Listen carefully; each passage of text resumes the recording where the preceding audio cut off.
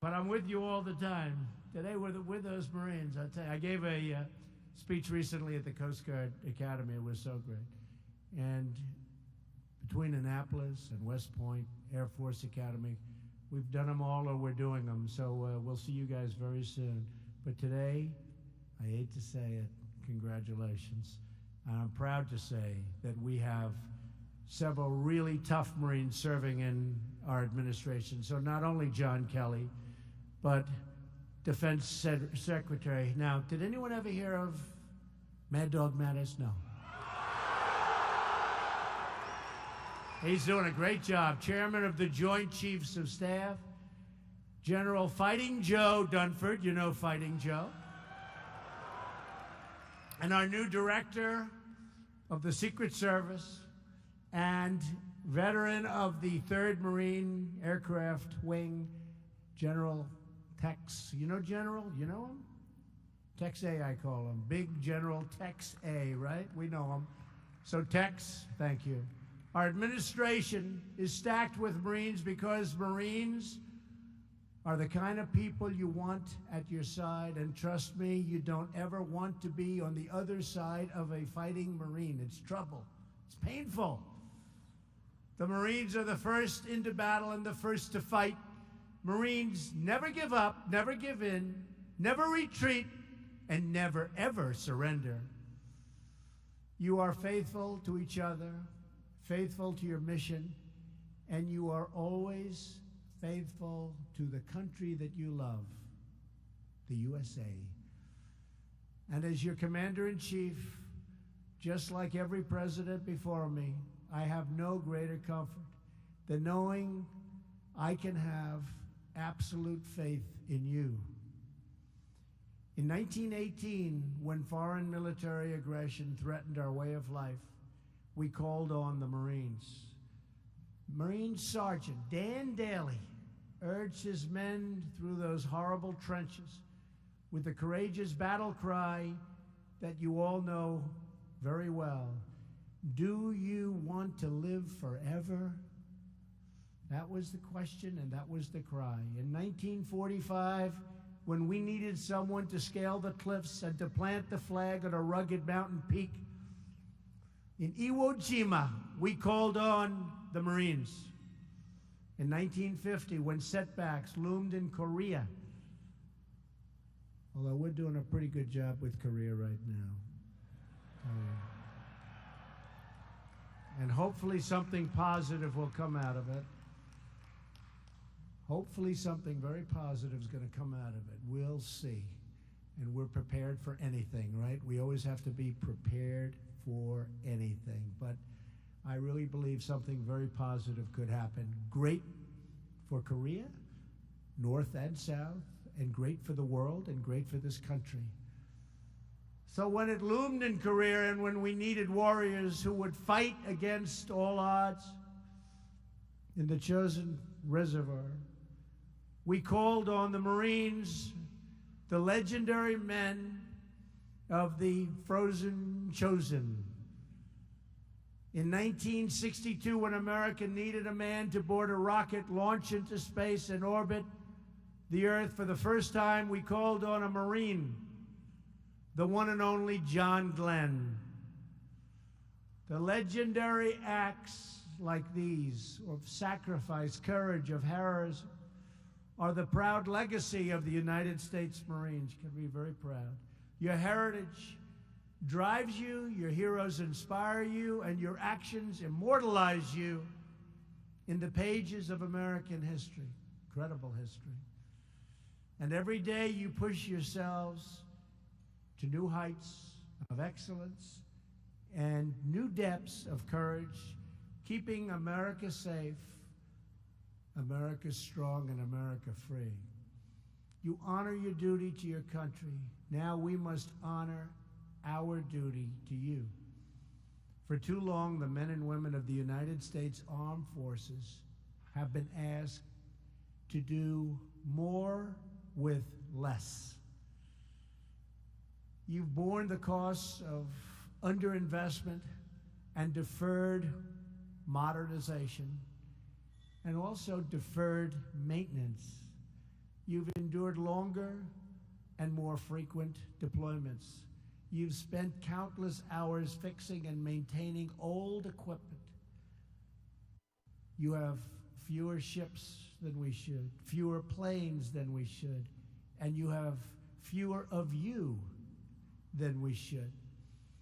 Today, I am very pleased to report that all of that is changing, and all of that, as you have seen, is changing quickly.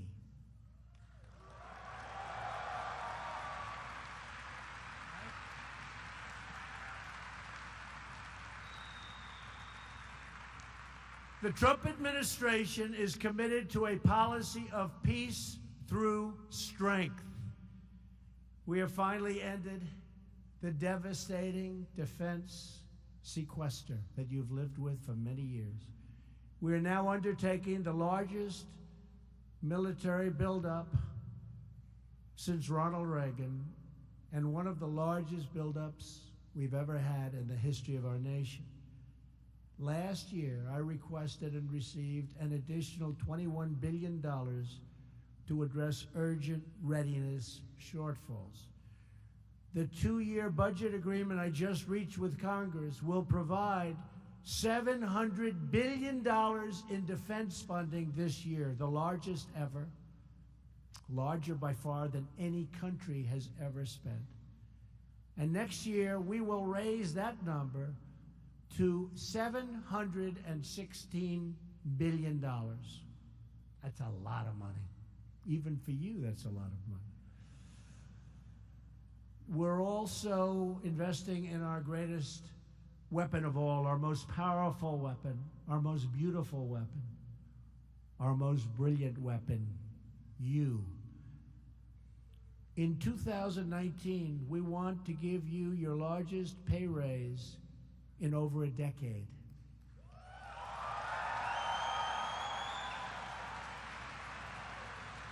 You deserve it. You deserve it. You deserve it. And we're building new F-35 Joint Strike Fighters, and we're going to send them right here to Miramar, along with lots of other fighters and lots of other weaponry like we've never had before or sent before. They'll be sent also all over the world. And I understand some of you, really great pilots, could use some new CH-53s. Is that a correct statement? You want to see some new ones? Huh? That's the group. Well, you're getting them, okay? You know, you're brand new, right off the line. We're getting a lot of great stuff. I'm happy to report that in the near future, Miramar is getting brand new CH-53K King Stallions, the big ones you're getting. They'll be sent soon. They're coming. They're being made. We're also modernizing our nuclear capabilities and rebuilding our nuclear infrastructure. We're investing more money than we have ever done before because we have to be so far ahead of any other country. It's a capability we never even want to think about using, but we have to be prepared. And in a nuclear front, we are so far and will be so far ahead of any other country. We have no choice. We've increased investment in hypersonic weapon systems by 50%, and we're accelerating development of hypersonic system that can fly 5 times the speed of sound. That's pretty quick. In space, the United States is going to do Colonel Glenn proud. We are finally going to lead again. You see what's happening. You see the rockets going up left and right. You haven't seen that for a long time. Very soon we're going to Mars. You wouldn't have been going to Mars if my opponent won. That I can tell you. You wouldn't even be thinking about it. You wouldn't be thinking about My new national strategy for space recognizes that space is a warfighting domain, just like the land, air, and sea. We may even have a space force. Develop another one. Space Force. We have the Air Force, we'll have the Space Force. We have the Army, the Navy. You know, I was saying it the other day because we're doing a tremendous amount of work in space. I said, maybe we need a new force. We'll call it the Space Force. And I was not really serious. And then I said, what a great idea. Maybe we'll have to do that. That could happen. That could be the big breaking story. Look at all those people back there. Look at that. Oh, that fake news. Oh.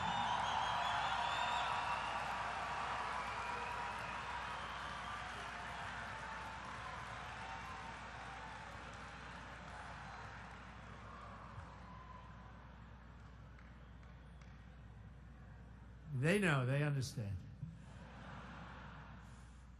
So think of that, Space Force, because we're spending a lot and we have a lot of private money coming in, tremendous. You saw what happened the other day, and tremendous success. From the very beginning, many of our astronauts have been soldiers and sailors, airmen, Coast Guardsmen, and Marines. And our service members will be vital to ensuring America continues to lead the way into the stars. We're going to lead the way in space. We're way, way behind, and we're catching up fast. So fast that nobody even believes it. I also have released a new national security strategy that underscores the vital importance of homeland security. It's all about homeland security, right? We protect people all over the world, but we're going to protect them better than ever before in our homeland. It's about time, right?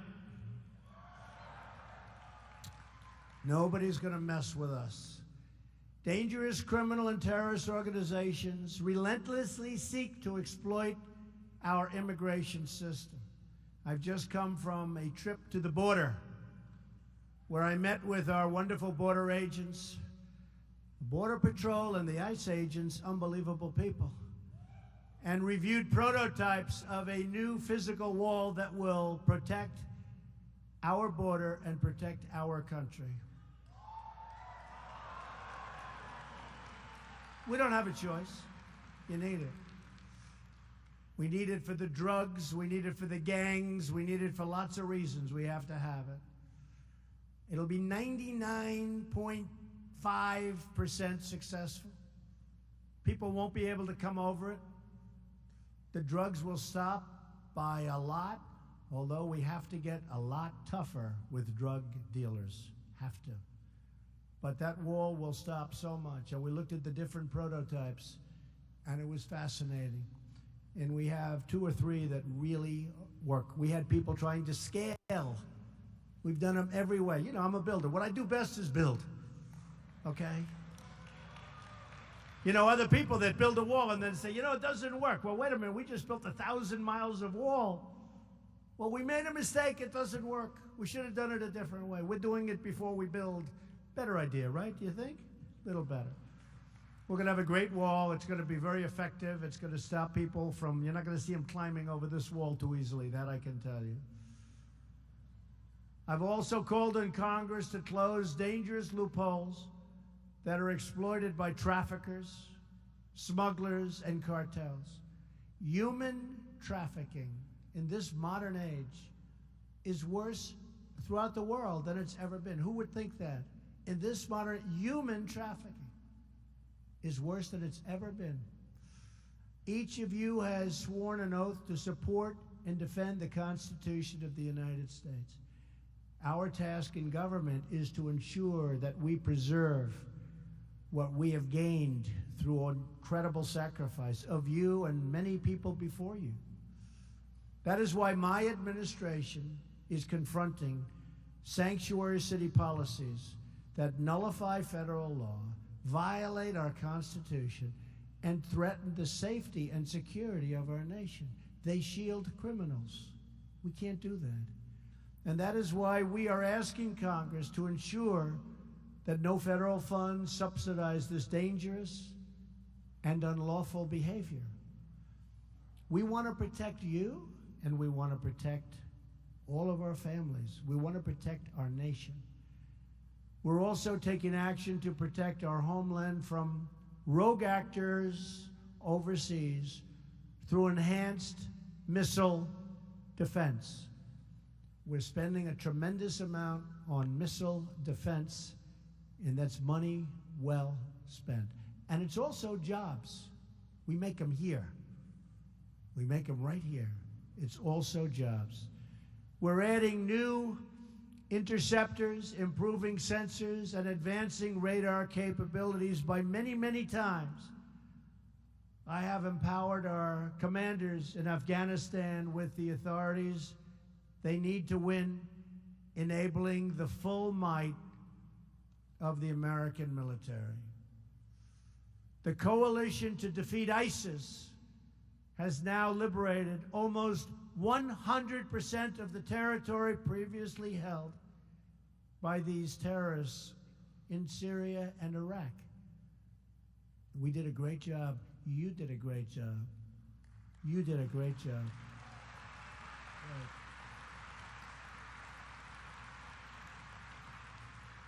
They would have been around for a long time, and they were getting bigger and stronger, and you saw it. And we knocked the hell out of them. We knocked them.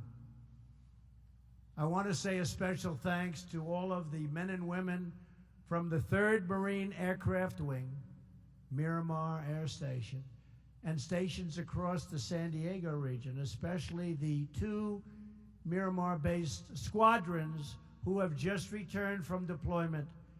The Death Rattlers and the Greyhawks. Where are you? Right? Good. It's a good-looking group. Good. That's great. Thank you. Great job. Your service has been extraordinary. We won't let up until ISIS is completely destroyed. ISIS never thought this would happen. They never got hit like this. We took off the gloves.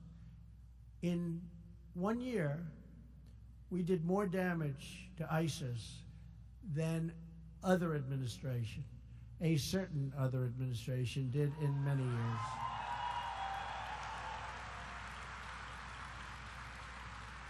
We took off the gloves.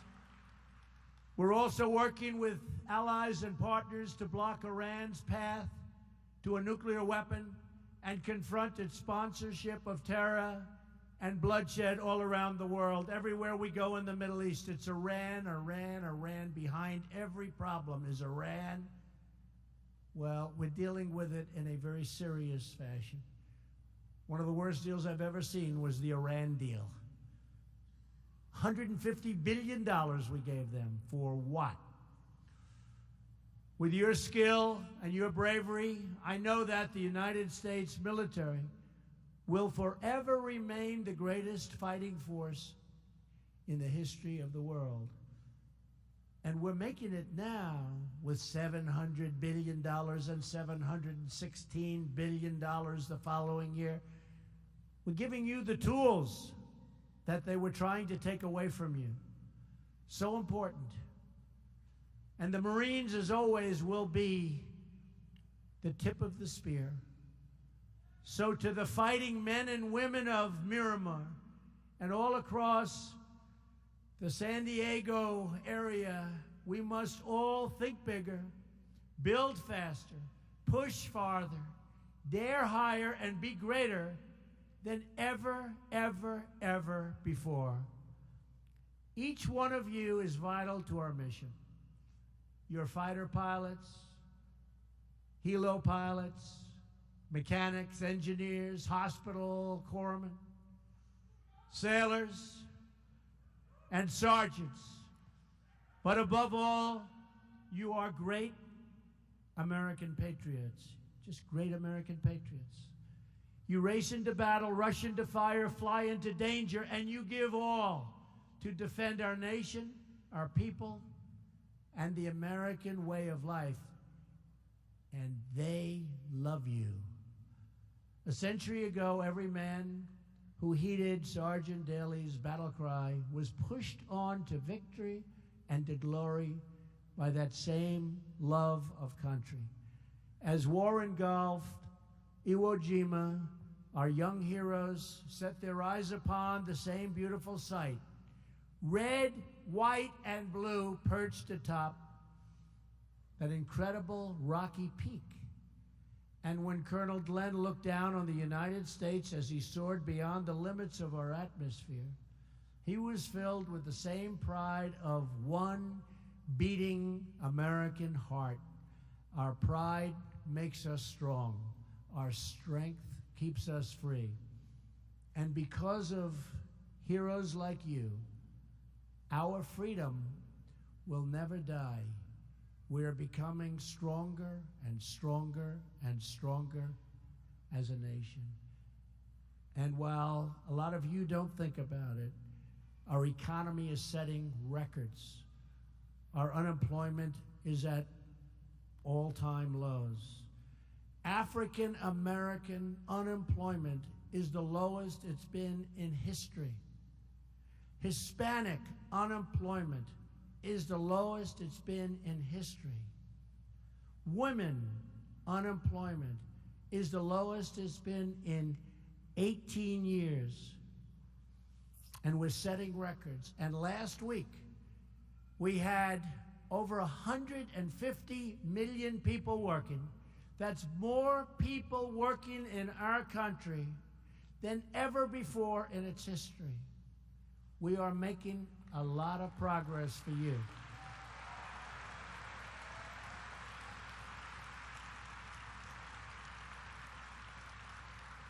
And all across this nation, we pray for our country, and we thank God for our United States Marines. Today and every day, we pledge to remain always faithful. It is an honor to be with you. You are very, very special people. Thank you. God bless you. And God bless America. Thank you. Thank you very much.